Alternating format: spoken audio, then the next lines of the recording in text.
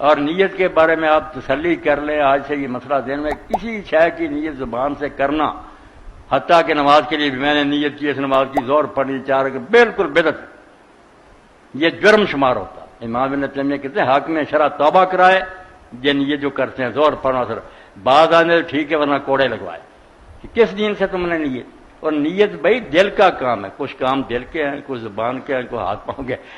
کسی کام کے کرنے کے لیے جب ارادہ ہو جائے اس کو عربی زبان میں نیت کہتی ہے۔ آپ کا ارادہ ہو گیا کہ بیٹھ کر باتیں سنیں، بس یہ نیت ہے۔ اب بیٹھ کر کہتے ہیں نیت کی ہم نے، اس کا 1-1.25 بیٹھنا، مولوی صاحب کی باتیں، کوئی کرنے والی بات۔ کھانا کھانے کا ارادہ ہو گیا، آپ اس کو ارادہ کہہ رہے، نیت کہہ رہے، تو نیت قلب کا فعل ہے۔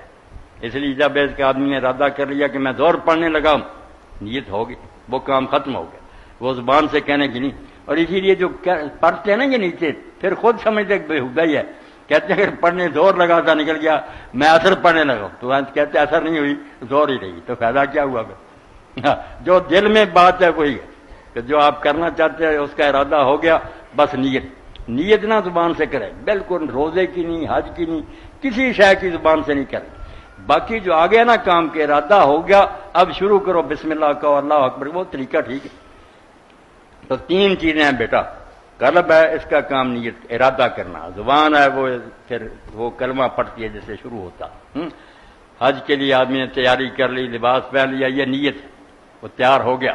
جب اس نے پھر زبان سے کہا، جیسے نماز اللہ اکبر سے، وہاں آپ نے کہہ دیا لبیک اللہم لبیک، اب آپ حالت احرام میں آ گئے، پابندیاں لگ گئی آپ۔